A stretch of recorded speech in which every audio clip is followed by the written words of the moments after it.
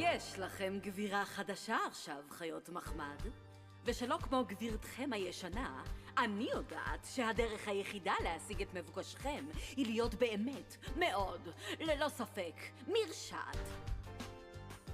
אז התכוננו, כי הגיע הזמן לפנות לרוע. נו, על דברים כאלה אני מתעופף.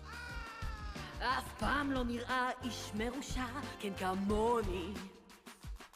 מתועבת ורעה, כך תמיד הם קראו לי. אבל שומרים נתעבים אז תפסו אותי, זרקו לתוך טיליון ונעלו גמרו איתי. אז הופעתי מול פריזמה והצעתי לה כוח, כן הייתי עושה כל דבר, רק רציתי לברוח.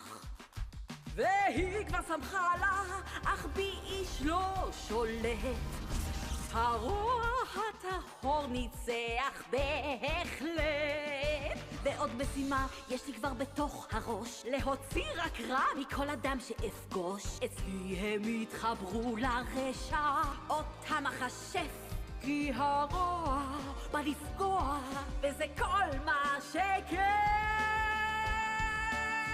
נפנה לרוע, נזרע רק רע היום.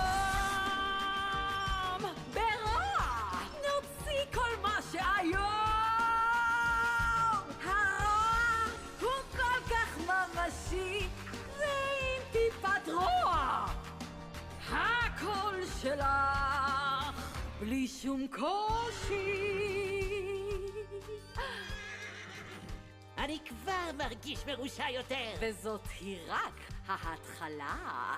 מה התוכנית שלך, עוד זדוני יותר? אני תכננתי כבר תפריט שלם. המנה הראשונה היא נקמה, נגד אלו שקלעו אותי, ונגד הנסיכה המתוקה הזאת שתמיד עומדת בדרכי.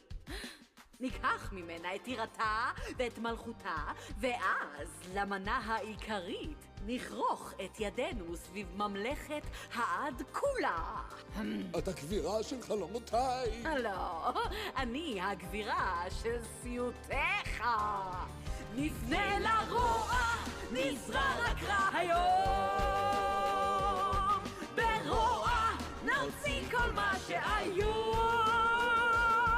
הרוע הוא כל כך ממשי, ועם טיפת רוע הכל שלך בלי שום קושי.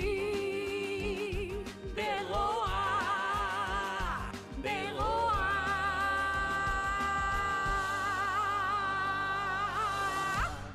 ובכן שלום לכולם.